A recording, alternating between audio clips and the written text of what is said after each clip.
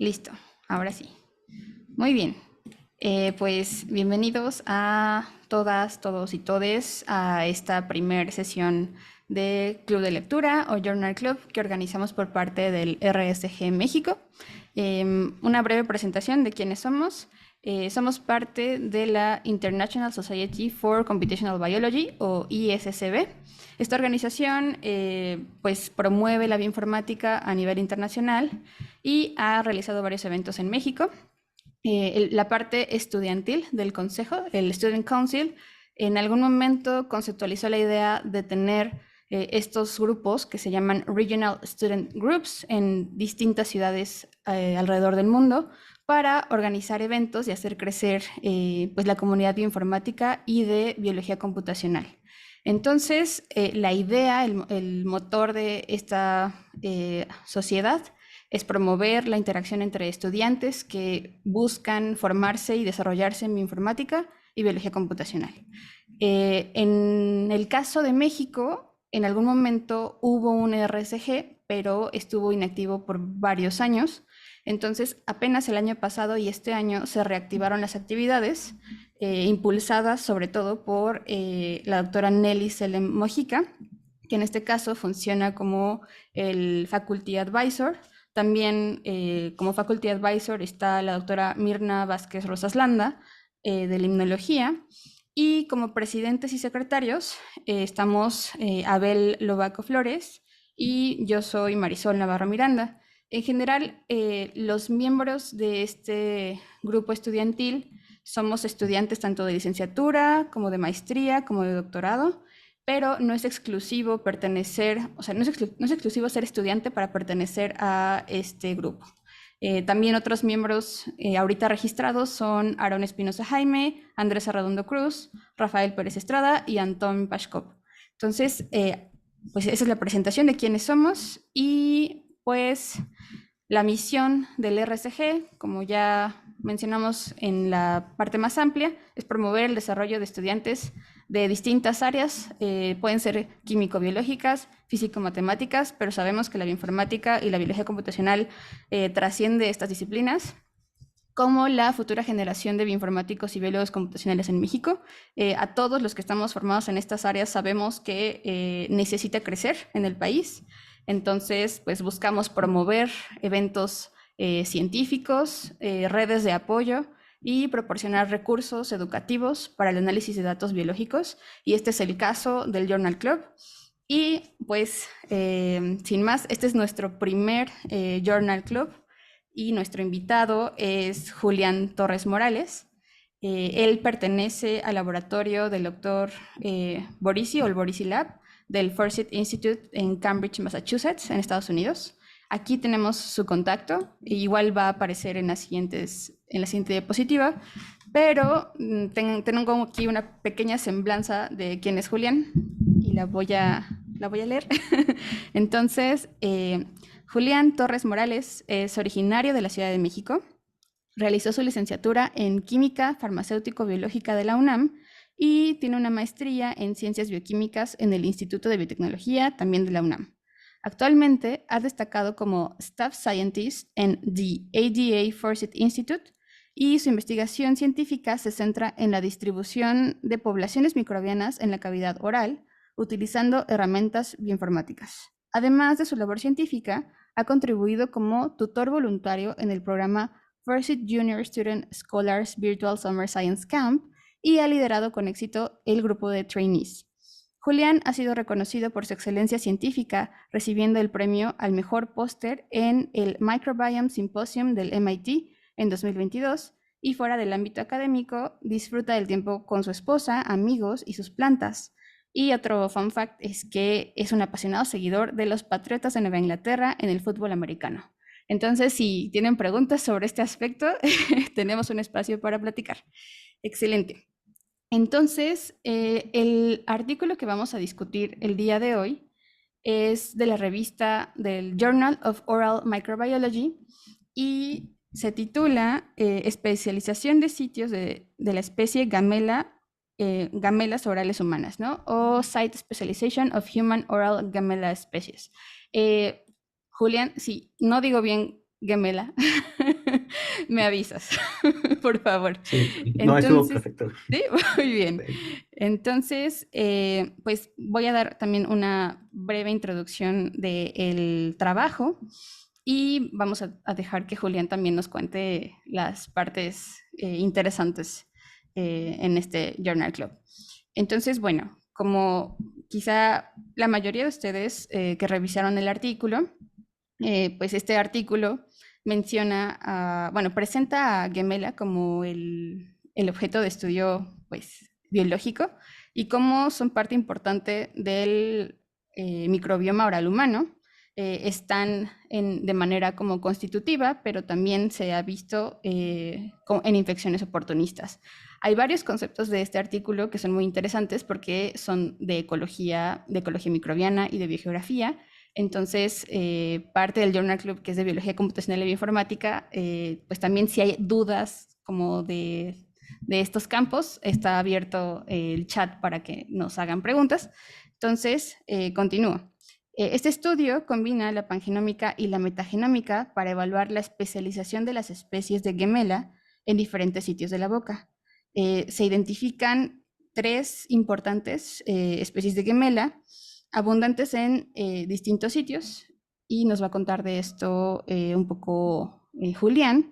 Algunas de ellas están en la mucosa bucal, en la parte de la encía queratinizada, en el dorso de la lengua, la garganta, las amígdalas y la placa dental. Entonces, como pueden ver, también tiene que ver ese trabajo con aspectos biogeográficos de la boca, si no me equivoco. Entonces, se identificaron pues, genes específicos asociados con la localización dentro de la boca y también un aspecto funcional de este trabajo, que es la biosíntesis de riboflavina, perdón, presente en estos genomas de gemela asociados a mucosa bucal. Y bueno, en general esta investigación muestra las especies de gemela, cómo tienen preferencias ecológicas claras en la cavidad bucal y proporcionan formas de identificar, bueno, este trabajo proporciona formas de identificar pues los impulsores de la especificidad de sitio a nivel genético, bueno, genómico. Entonces, bueno, muchas gracias, Julián, por aceptar esta invitación. De verdad nos emociona mucho a todos que estés aquí.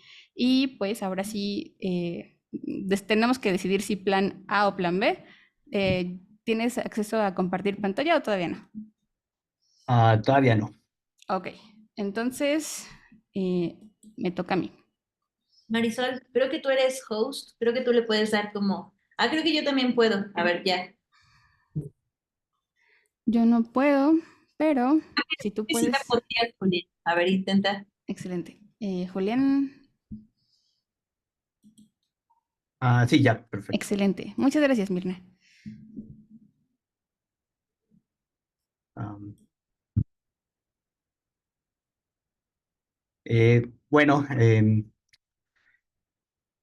pues muchas gracias por la introducción y, bueno, estoy pues muy contento de poder compartir el trabajo con ustedes. Creo que están haciendo pues una labor importante en retomar ciertas reuniones, sobre todo en cuestiones de biología computacional. Y quería empezar esta discusión del artículo pues hablando un poco de lo que es biogeografía y de hacer una pequeña analogía entre en lo que son islas y lo que vemos en la boca. Y esto, bueno, lo voy a platicar un poco más adelante, o lo podemos dejar también un poco para la discusión. Am, entonces, bueno, el título del trabajo, pues, es especialización de ciertas gemelas, en particular las orales, y cómo estas se van a distribuir de manera selectiva en distintos sitios de la boca. Pues tienen aquí otra vez mi contacto y bueno, y si no, pues también ya lo podemos compartir después. Am, pues voy a empezar por el final. Voy a empezar por los agradecimientos. En general al grupo de trabajo que en este momento somos dos laboratorios que estamos trabajando en conjunto. Son varias personas que trabajan, varios postdocs, varios investigadores que están en este grupo y pues en realidad cada uno hace cosas distintas y hacemos tres distintas cosas en el grupo. Tal vez al final, si hay tiempo, podemos platicar un poco más de estas otras áreas de investigación. Tenemos como colaboradores externos a Eren Murat, que es el desarrollador de una plataforma de análisis conocida como Ambio. Y bueno, esto pues no podría ser, haber sido hecho sin el apoyo de tanto del instituto como del NIH, y esto es gracias a los donativos que recibe el instituto y a los impuestos que paga la gente. Entonces, bueno, si hay algo que quisiera que se llevaran de este trabajo, pues es que hay un fenómeno de especialización, y esto en realidad nos habla de adaptación hacia un sitio, hacia sitios distintos de la boca. Y bueno, pues en el caso de Gemela vemos una distinción muy clara, de distintos genomas de las mismas especies hacia sitios distintos de la boca. Ok. Am, ¿Por qué nos interesa estudiar esto? Y esto pues nos interesa desde varios aspectos. Uno es desde el aspecto un poco más de ecología espacial, que lo podemos ver a distintos niveles. Pues les comentaba esto de las islas. Uno podría analizar distribución espacial en distintos puntos geográficos, pero también lo podemos ver en nuestro cuerpo. O, por ejemplo, es distinto las bacterias que viven en la piel de las que viven en el intestino, de las que viven en la boca. Pero incluso dentro de estos sitios podemos encontrar fenómenos mucho más específicos, y la cavidad oral es un sitio anatómico y fisiológico pues muy interesante, y que nos permite estudiar estos mecanismos de adaptación. Desde un punto un poco distinto, pues, ¿por qué nos queremos estudiar esto? Bueno, pues una razón es porque queremos entender cuál es la dinámica de las comunidades microbianas, pero además también nos permite desarrollar aplicaciones biotecnológicas basada en ciencia. Entonces, pues, por ejemplo, si quisiéramos diseñar un probiótico, tendríamos que hacerlo, o entender cuál sería la mejor, por ejemplo, qué genes necesitaría, o qué modificaciones necesitaría para poder eh, tener un efecto en un hábitat en particular. Y en realidad este trabajo pues entra en una parte mucho más básica, que es que busca el grupo, que es encontrar mecanismos de adaptación a algún hábito o algún sitio. Y utilizamos la cavidad oral como modelo de estudio. Bueno, la cavidad oral está en la parte superior del cuerpo, y eh,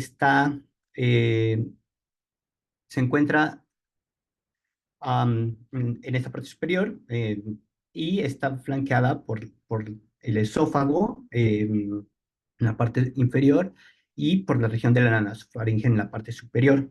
Pero como pueden ver, en realidad todo esto es algo conectado. Entonces no hay una división exactamente clara de en dónde acaba y dónde termina la cavidad oral. Lo que sí sabemos es que tiene funciones muy importantes, como la masticación, como el habla. También tiene una cuestión social. Por ejemplo, puede haber intercambio también de microorganismos a través de los besos. Es algo que pues poca gente a veces estudia o se pone a pensar, esta transferencia de microorganismos de una persona a otra. Eh, y además pues puede ser el principal ingreso también de microorganismos que pueden colonizar otras partes de nuestro cuerpo, como el estómago o el intestino. Y sabemos que hay distintos sitios en la boca, y es bastante claro. Por ejemplo, tenemos los dientes, que es tejido mineralizado, y dentro de los dientes, pues podemos ver que hay una región que se encuentra en la parte superior del diente expuesta al oxígeno, mientras que hay otra parte del diente eh, eh, que está cubierta por tejido del epitelio, y que además hay un hábitat muy interesante con bajas concentraciones de oxígeno o nulas concentraciones de oxígeno. Tenemos, por ejemplo, la mucosa bucal, que es la parte interior del cachete, y en donde tenemos células que se van descamando. Es bastante liso esa región. Tenemos, por ejemplo, la lengua, en donde tenemos estas estructuras conocidas como papilas filiformes, son proyecciones Y todo esto nos habla de distintas formas morfológicas, de distinta morfología y de distinta función dentro de cada uno de estos sitios. Y pues podemos imaginar que si son distintos, pues vamos a encontrar microorganismos distintos en estas regiones. Y en realidad, en un trabajo anterior al mío, analizando el gen 16S, pues lo que encontró el grupo es que las especies en la boca estaban claramente diferenciadas. Y aquí cada punto en esta gráfica es una especie distinta. Podemos ver que se segregan en tres regiones principales, unas que están más abundantes en placa, otras en lengua y otras en la gingiva queratinizada. Y en realidad, si observan un poquito a detalle los colores, pues van a ver que hay algunos colores que se comparten. Por ejemplo, este rojo se comparte aquí y aquí. Y el color indica el género. Entonces, lo que estamos viendo es que especies del mismo género están siendo, se distribuyen de manera selectiva en distintos sitios de la boca. Entonces, eso nos habla de otro nivel de complejidad. Y bueno, esto llevó a una conclusión, que es que si tenemos suficiente resolución a nivel de especie o subespecie, en este caso queremos buscar especies microbianas dentro del mismo género, pues pueden colonizar sitios distintos de la cavidad oral, y esto se conoce como la hipótesis de la sitio especialización en la cavidad oral. Y en realidad pues pues uno puede ponerse puede cuestionar un poco sobre si estas observaciones, que pueden ser fuertes, que pueden ser, se pueden hacer con este tipo de análisis. Con solamente usar 16S es suficiente para hacer estas aseveraciones.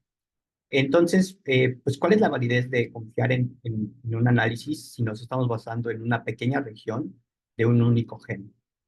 ¿Y cuáles son las características que poseen las especies que les permiten habitar un sitio y no otros? Eh, entonces, no es lo que nosotros pues, decidimos hacer fue, ah, o la solución que encontramos, pues fue utilizar metagenomas, porque los metagenomas van a contener la información del ambiente o de los sitios, en este caso, o de los microorganismos que viven en estos sitios. Y por otro lado, podemos con el pangenoma identificar aquellas semejanzas y diferencias dentro de grupos genómicos que son muy similares. Podrían ser, como les había comentado, dentro de estos géneros, como si dos especies están en sitios distintos, pues ¿qué tienen cada una de estas especies que les permite vivir en los distintos sitios de la boca? Y a la combinación de estas dos herramientas es a lo que llamamos metapangenómica. Algunas cosas que tenemos que considerar, pues necesitamos genomas de muy alta calidad. Necesitamos también metagenomas de alta calidad y además pues que sean de distintos sitios de la boca. Y hay una ligera limitación que tiene que ver con el poder computacional. Entonces decidimos, para este primer trabajo decidimos utilizar GameLab, porque pensamos que es un caso ideal para establecer nuestro protocolo. Uno, sabemos que estas especies tienen especificidad por los distintos sitios de la boca. Esto se vio por el análisis de 16S. Hay una cantidad pues manejable y homogénea de genomas de cada especie oral, y hay muy poca información sobre su relevancia en la cavidad oral. Entonces sí vamos a poder aportar eh, al conocimiento de este gen. Nuestro objetivo pues era evaluar la especialización de estas especies hacia los distintos sitios de rápidamente, ¿cómo se construye un genoma? Obtuvimos genomas de NCBI, pasaron ciertos criterios de calidad, y con los genomas con los que llegamos, pues hicimos la predicción de los ORFs, a los que voy a llamar genes, pero son partes abiertos de lectura, y luego agrupamos estos genes por homología, y con esto construimos una imagen basándonos en aquellas, en qué tan parecidos son los genes para cada genoma aquí está representado por un color distinto, y cada línea vertical es un gen distinto. Entonces podemos ver que hay genes que se van a compartir por todos los genomas, por un subset de genomas, o que son únicos de cada genoma. Entonces, bueno, la primera figura era, lo primero que queríamos hacer es, ¿hay alguna diferencia? ¿Realmente podemos encontrar diferencias entre los genomas de este género, de Gemela? Y la respuesta es sí, encontramos que hay un core importante, es algo que comparten todas las bacterias, perdón, todos los genomas. Y aquí cada genoma está, el código de colores por especie. Y agrupamos los genomas en función de la frecuencia o la frecuencia de genes que tienen. Y esto es porque dentro de cada genoma hay genes que están duplicados o tienen muchas copias, en particular los elementos de movilidad. Y los elementos de movilidad tienden a duplicarse cuando están duplicarse de manera distinta cuando están en ambientes distintos. Entonces, pensamos que esta manera de agruparlos pues nos permite identificar aquellos genomas que podían estar en un sitio en particular. Algo bueno, que es importante, aquí teníamos 35 genomas de alta calidad. Todas las especies humanas y orales se agrupan una misma rama, que es esta de acá arriba. Las de acá abajo solo hay una humana y todas las demás son de perro, lo cual es interesante. Y pues con el pangenoma pues podemos también asignar genomas que no tengan una especie eh, identificado, que no estén identificados a una especie, podemos asignarlos. Y, por ejemplo, pues, si se observan en este grupo, en realidad hay 4 colores distintos y creemos que todos esos pertenecen a la misma especie. Sin embargo, para este trabajo decidimos dejarlos cada uno con colores independientes. Y algo que es súper importante es que las especies orales tienen genes únicos. Podemos identificar estos clústeres de genes de manera muy evidente, que están compartidos por todos los miembros de la especie y además y únicamente por ellos.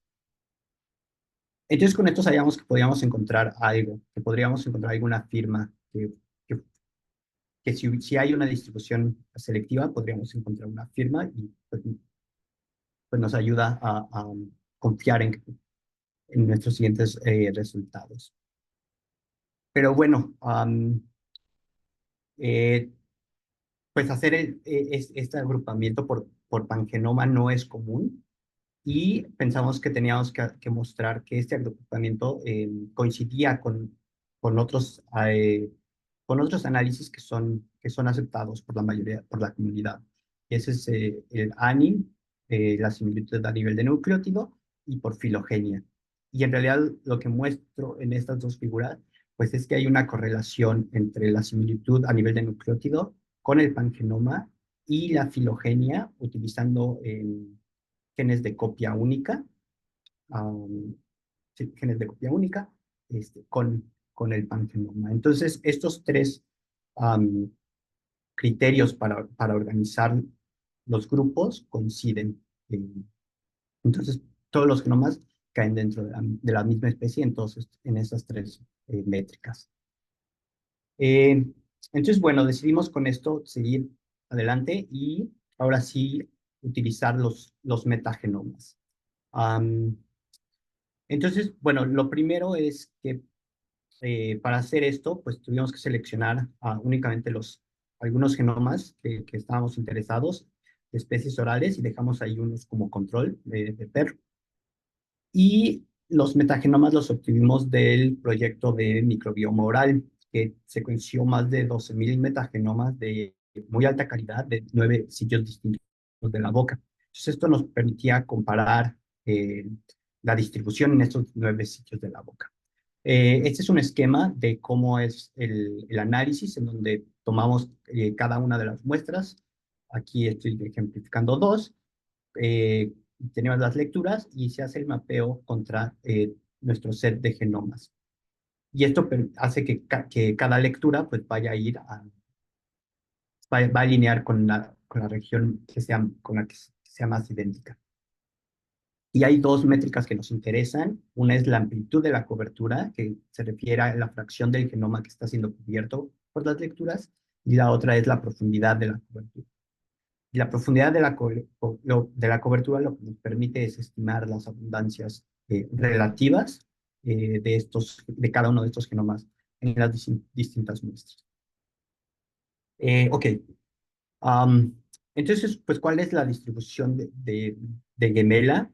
Y creo que es un resultado, pues es muy limpio el resultado, en donde tenemos otra vez los genomas están agrupados por el pangenoma, eh, el color indica la especie a la que pertenecen y la intensidad del color en este mapa de calor habla o nos dice la abundancia relativa que tienen en cada una de estas muestras. Y las muestras son las columnas. Entonces podemos ver que la distribución es completamente selectiva. Eh, todos los genomas de la especie de Gemela sanguinis están en lengua, de Gemela emollicans en mucosa bucal y de Gemela morbillorum, estas dos, en placa supragingival. Interesante, este grupo de aquí abajo, que va del morado al azul, son genomas que fueron aislados de la boca, pero fueron aislados de pacientes con alguna enfermedad. Y las metagenomas que estamos usando vienen de individuos sanos. Entonces, eh, bueno, es tal vez un punto de discusión sobre qué tan específico está haciendo nuestro análisis y si realmente podemos diferenciar entre enfermedades y salud. Am, Dejamos aquí un genoma. Este genoma fue aislado de vagina, bueno, mano. Y este último de acá abajo, el amarillo, es un aislado de perro. Entonces, claramente no fueron ni siquiera detectados en nuestras muestras. Am, y bueno, ah, entonces lo que estamos viendo aquí en realidad es una métrica que toma la cobertura, es un promedio de la cobertura a lo largo del genoma. Y lo que queríamos saber es, bueno, y si vemos qué pasa con la cobertura de los genes eh, en un solo genoma, esto nos podría decir si solamente una fracción del genoma es- es- una fracción del genoma está siendo detectado o si esa detección es realmente homogénea. Entonces, pues lo que hicimos pues, fue ver si estamos detectando genes en estos genomas. Aquí es la representación de todos los genes de una cepa. Cada una de estas capas es una muestra distinta, un metagenoma distinto, y cada uno de estos puntitos alrededor indica en negro si no está detectado y en alguno de estos tres colores si está siendo detectado. Y los colores indican de qué sitio viene. Entonces, en esta cepa en particular, que es Gemela sanguinis, podemos ver que la mayoría de los genes están siendo detectados únicamente en esta región, en estas muestras que corresponden al dorso de la lengua. Y prácticamente no vemos genes detectados o de manera homogénea en en las muestras de los otros tres sitios. Sí alcanzamos a ver algunas por ahí, pero no es el caso no es que en todas las muestras. Y esto pues ya nos habla pues de que no es que veamos únicamente la mitad del genoma siendo detectado y por eso pensamos que está en un sitio, sino que es homogénea esta detección. Y esto también lo vemos en los otros genomas. Entonces, si analizamos genomas de cada uno, ¿no? Que están ahora sí distribuidos en los distintos sitios, vemos que este patrón se repite. Algunas cosas interesantes, igual para discutir más adelante, pues hay ciertos genes que están siendo detectados prácticamente en todas las muestras de todos los sitios. También hay ciertas regiones de genes que no son detectadas, incluso cuando la mayoría de los genes sí están siendo detectados. Podemos ver aquí estos manchas en negro. Y bueno, esto seguramente es porque son genes que por alguna razón están en la cepa, pero no están en el ambiente. Eh, una de las explicaciones que damos. Y bueno, entonces sabemos que estos genes, perdón, que estos genomas se distribuyen de manera selectiva. Sabemos que la mayoría de los genes eh, están siendo detectados. Entonces nuestra siguiente pregunta es, bueno, ¿hay alguna función que nos permita explicar esta distribución? Y para eso, pues, construimos un nuevo pangenoma con estos genomas y nos enfocamos en estas regiones. Estas son regiones en donde tenemos genes que están en todos los genomas de una especie y ausentes en todos los demás genes. Estos son lo que llamamos genes específicos a una especie y nos preguntamos, bueno, ¿qué funciones hay aquí? Si hay alguna función que estuviera enriquecida. En realidad lo que encontramos, y bueno, lo que encontramos fue algo muy interesante y es que en el genoma de todo, sí, en el genoma de todos los miembros de Gemela embolisans está una vía completa de síntesis de riboflavina. Y la riboflavina, eh, pues es una vitamina esencial. Entonces, o la necesitan producir o la necesitan obtener del ambiente. En el panel de la derecha lo que pueden ver es la ruta completa y en rojo están marcados los genes que participan en la parte, los genes que son únicos de Gemella hemolysis. Y lo que pueden ver es que básicamente la síntesis de riboflavina solo la puede hacer Gemella hemolysis. Pero las otras dos especies tienen estrategias para obtener riboflavina. Una es que tienen el transportador de riboflavina, es decir, pueden obtenerlo del medio, o pueden obtenerlo a través de del FML. Um, entonces, bueno, pues lo que encontramos fue esto, y sí encontramos algunos genes enriquecidos en las otras especies. Sin embargo, pensamos que esta era una evidencia pues, bastante fuerte y que podría explicar por qué al menos Gemella embolisans está en la mucosa bucal. Y si lo piensan, la mucosa bucal es una zona que tiene muy poca densidad de bacterias y tal vez necesitan producirlo no lo van a encontrar de otra forma. Y bueno, pues las contribuciones que yo pienso que son las más importantes del trabajo es que mostramos que el contenido genético, la identidad de nucleótidos, la distribución de miembros de Gemela son consistentes con la asignación de especies. Las especies de Gemela humanas orales pues muestran una especialización a hábitat oral distinto y que con metapagenómica mostramos que podemos identificar funciones asociadas con la adaptación a un hábitat. Y este es el caso de riboflavina en Gemela. Eh, y bueno, creo que esto es lo que tenía preparado del artículo. Y pues bueno, me gustaría también escuchar sus opiniones y preguntas que tengan sobre este trabajo.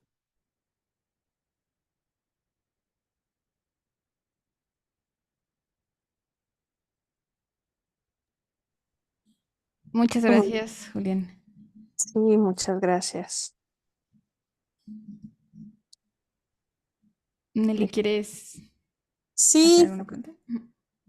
me llamó la atención que dijiste que los análisis de pangenoma no son tan comunes como para organizar las cepas. Entonces, ¿tú crees que no? Y la otra pregunta es, ¿te refieres a hacer como el clustering por ceros y unos, presencia y ausencia de los, bueno, de las familias génicas del pangenoma. Eh, sí, bueno, para la primera pregunta, la construcción de pangenomas para organizar cepas sí es común. Lo que no es tan común es utilizar únicamente el pangenoma para reorganizar grupos, reorganizar la taxonomía. En realidad nosotros pues sí hemos encontrado resistencia eh, de la mayoría, o pues muchos investigadores les gusta ver el ANI al 95%, y bueno, eso a veces funciona y a veces parece que no funciona tan bien. En realidad creemos que no hay una métrica que sea ideal. ANI ha funcionado bastante bien, pero no es ideal. Eh, Hasta hace poco yo pensaría que el pangenoma es muy bueno, pero tampoco es ideal, y la filogenia tampoco es ideal. No siempre funciona. Entonces, eh, creo que es un buen momento para pensar un poco de cómo se deben de reorganizar, qué métrica usar para reorganizar especies. Ya. Y respecto a lo de ceros y unos, de si tienen o no tienen un- unos genes, en realidad la métrica considera, considera no solo ceros y unos, sino también si tienen, si por ejemplo hay un gen que tiene una duplicación, entonces ahí consideramos un número 2. Entonces eso, el tener duplicaciones o si varias copias de un gen, eso se ha visto que está asociado con, lo voy a poner, a ver si me explico. Si tenemos la misma cepa, y esa cepa la ponemos con dos condiciones distintas, y dejamos que pase el tiempo, uno de los genes que tiende a duplicarse más rápido si hay una presión de selección son ah, genes ah, asociados con movilidad, con transposición, elementos de transposición. Y el tener esas múltiples copias se puede capturar al hacer estos panquenomas. Y lo que es interesante, al menos con lo que hemos visto, es que eso es suficiente para explicar que pertenezcan a la misma especie. Pero otra vez, no siempre sucede. Muchas gracias, Julián. Sí. Gracias, Julián. Ahora tenemos una pregunta de Mirna. Adelante, Mirna.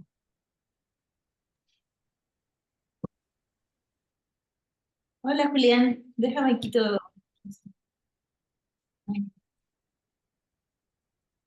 Yo te quería preguntar una cosa, o sea, de estos genes que ustedes identifican que podrían explicar como la diversidad o la diversificación, ¿tú crees que se pueden hacer algunas pruebas de selección sobre estos genes para ver si realmente como que hay adaptación o algo así?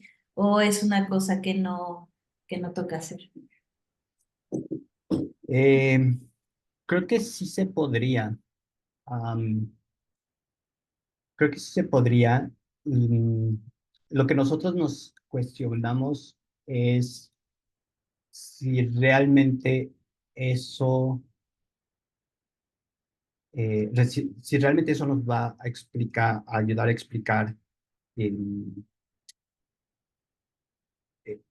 pues esta especialización. Y bueno, o sea, en el momento en el que escribimos el artículo, pensábamos que sí, pensábamos que era algo pues, relativamente sólido. Am, Ahora pensamos que es más complejo que solamente tener una vía o no tener una vía metabólica.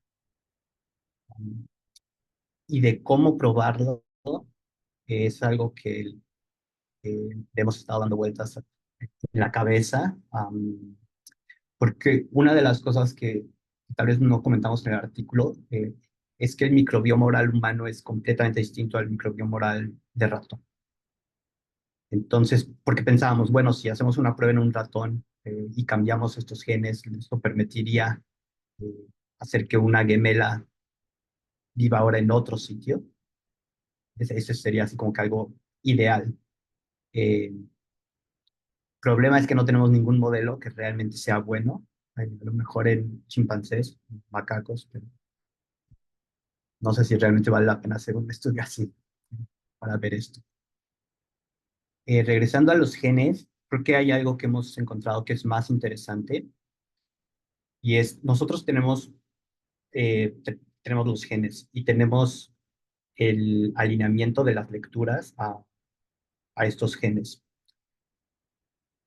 Podemos preguntarnos si hay variación de nucleótidos entre un sitio y otro, por ejemplo, de un gen que esté compartido por dos especies. Entonces, especie uno está en lengua, especie 2 está en placa, comparten un mismo gen. ¿Cuál es ah, qué, es, qué variantes de nucleótido podemos encontrar en un sitio y en otro sitio para ese gen? Y si lo podemos hacer para un gen, pues lo podemos entonces hacer para todo el genoma. Y eso sí sería mucho más, tal vez podría ayudar a explicar mejor este proceso de adaptación. Pero sí, muy buena pregunta. Sí, gracias, sería interesante eso. Súper. Muchas gracias, Mirna, por la pregunta. Y tenemos otra pregunta de Javier Torres. Adelante. Creo que todavía nos queda tiempo para otra pregunta, Sí, aparte de la todavía de hay Javier. tiempo. Ujú. Entonces, adelante, Javier. Buenas tardes y gracias, Julián. Yo precisamente tenía una pregunta en relación a hasta dónde con este trabajo muestran que la vía que ven es una vía de adaptación. ¿Hasta dónde es pues algo necesario o es una consecuencia de vivir en ese nicho en particular? Eh, por, no sé si es posible identificar de las otras especies que viven en en el mismo nicho, ¿cuántos de ellos pueden producir sustratos para esta vía metabólica? ¿Cuántos de ellos pueden utilizar la riboflavina? ¿Qué tipo de, no sé, incluso de células humanas están cerca que puedan absorber la riboflavina? En fin, buscar alguna razón para la que eso le dé fitness, ¿no? Le dé esa habilidad de seleccionarse al sitio. O en realidad es digamos, un efecto colateral. ¿De qué piensa? Pues, bueno, hay una especie de otro grupo que se llama Veillonella, que, o sea, algo que sí se ha visto, me parece que sucede es que hay cierta complementariedad metabólica. Entonces, eh, al parecer, Veillonella, una especie de Veillonella, en la mucosa bucal, eh, parece que carece de la síntesis de riboflavina, pero tiene otra vía metabólica que no recuerdo en este momento cuál es, que carece esta gemela en particular. Entonces, creemos que hay cierta complementariedad metabólica. ¿Qué tanto eso es un efecto qué tanto eso, qué tanto el tenerla o no tenerla es lo que los está dirigiendo o si la perdieron durante un proceso de, pues, de adaptación o un proceso evolutivo? No lo sabemos. Lo que sí sabemos, y creo que es muy interesante, es que los genomas en la boca, o más bien sí, las especies en la boca tienen genomas pequeños, considerablemente pequeños, son de alrededor de 2 megas, eh, y eso sí habla de que ha habido un proceso fuerte de selección. Han ido perdiendo genes. hay un nombre para una teoría. No recuerdo exactamente el nombre de la teoría, pero hay un nombre para esta teoría en donde donde una comunidad miembros de una comunidad van perdiendo genes, van perdiendo funciones, porque se hacen, hay un proceso ahí de adaptación de toda la comunidad. Gracias, Juli. Sí. Muy bien, muchas gracias, Javier, por la pregunta. Y nos queda tiempo para la pregunta de Roberto. Adelante. Hola Julián, pues soy un poquito relacionada con estas dos últimas preguntas. O sea, me parece interesante que estén encontrando genes que son específicos para cada sitio. Pero bueno, me parece que ustedes resaltan tres especies de gemela en el artículo. Me parece sanguinis, eh, morbillorum, la Ujú. otra es, Hemolysis. ok. Am, Estas las encontraste en un sitio bien específico en la cavidad, ¿cierto? Sí. ¿Sabes si se encuentran? Bueno, estoy investigando más o menos y he visto que algunas especies de gemela también las encuentras en el ambiente y en otros sitios, incluso del hombre, ¿no? Por ejemplo, en el tracto gastrointestinal, me parece, en el sistema urinario y también en sangre, me parece.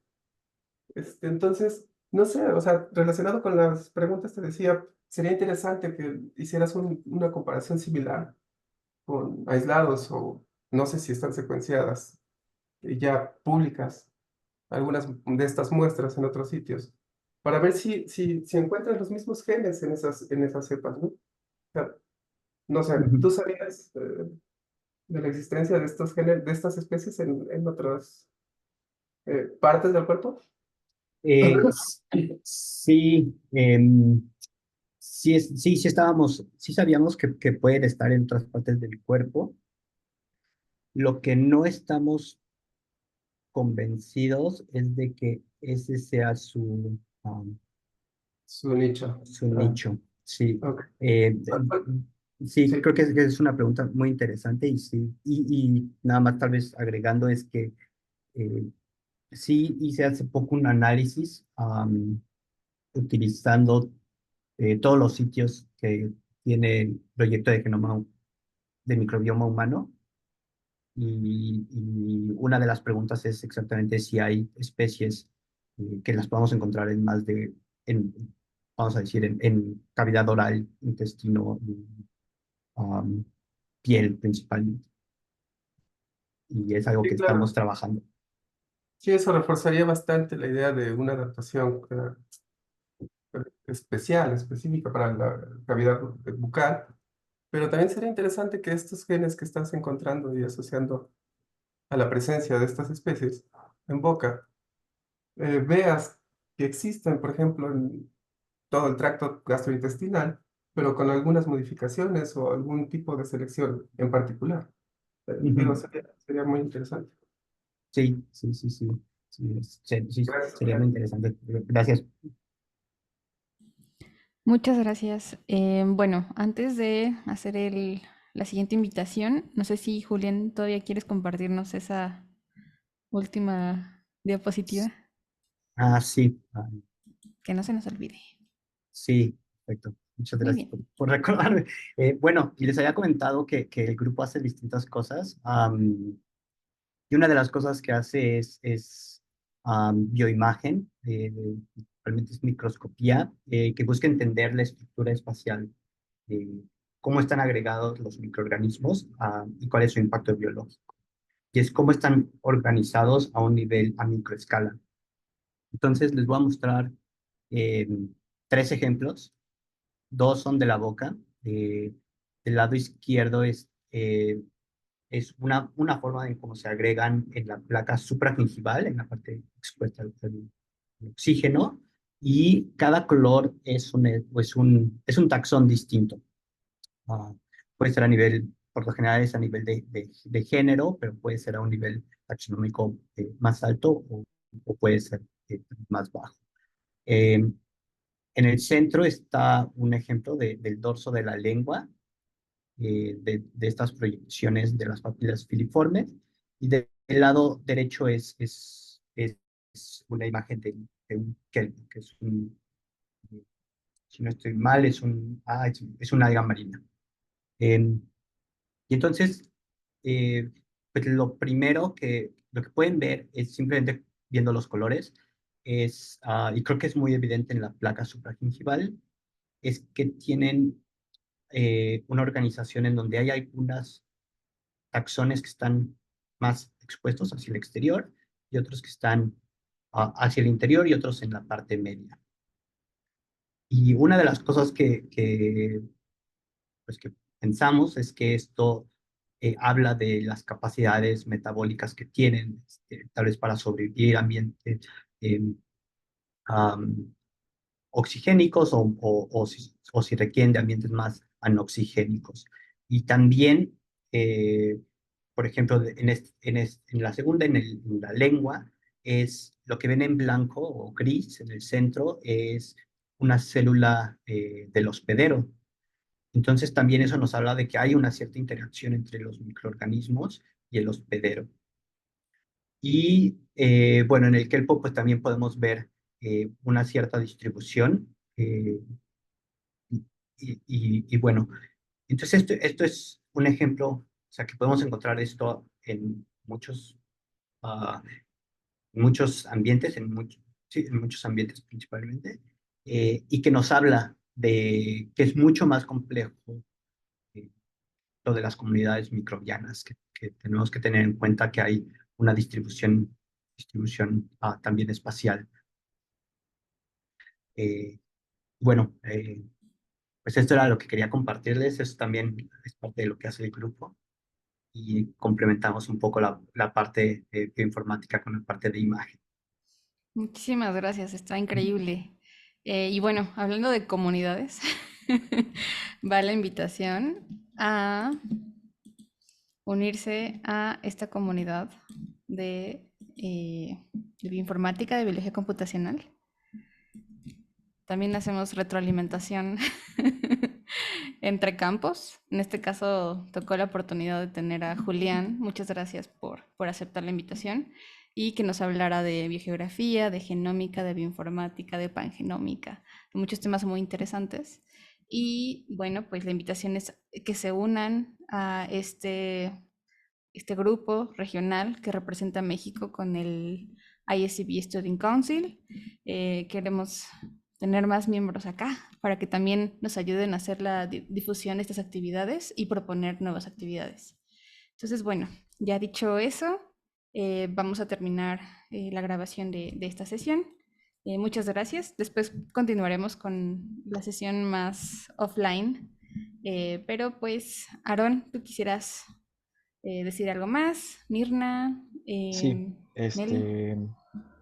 yo quisiera antes agregar, bueno, primero agradecer a Julián, muchas gracias, muchísimas gracias por compartir tu trabajo acá con este pequeño grupo que va creciendo, pero justamente invitamos a que se unan a este RCG de México.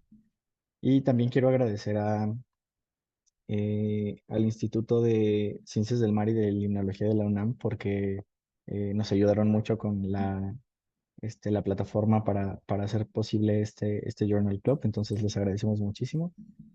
Em, y bueno, no sé si Nelly creo que ya se iba, pero nos dijo que también le diéramos las gracias a Julián. Y no sé si Mirna también tenga algo que decir. También una invitación, o sea, este Journal Club es para toda la comunidad. Si algo creen que es indispensable que se nos haya pasado como contemplar, les agradeceríamos si nos hacen llegar un mensajito o nos escriben a cualquiera de estos contactos. Ahorita esta red tiene unos problemas, pero nos pueden escribir ya sea a Nelly, a Abel o a alguno de los demás miembros. E incluso tenemos ya página en Facebook y en Instagram para que también nos puedan llegar ahí sus comentarios. Muchas gracias. Muy bien, entonces voy a dejar de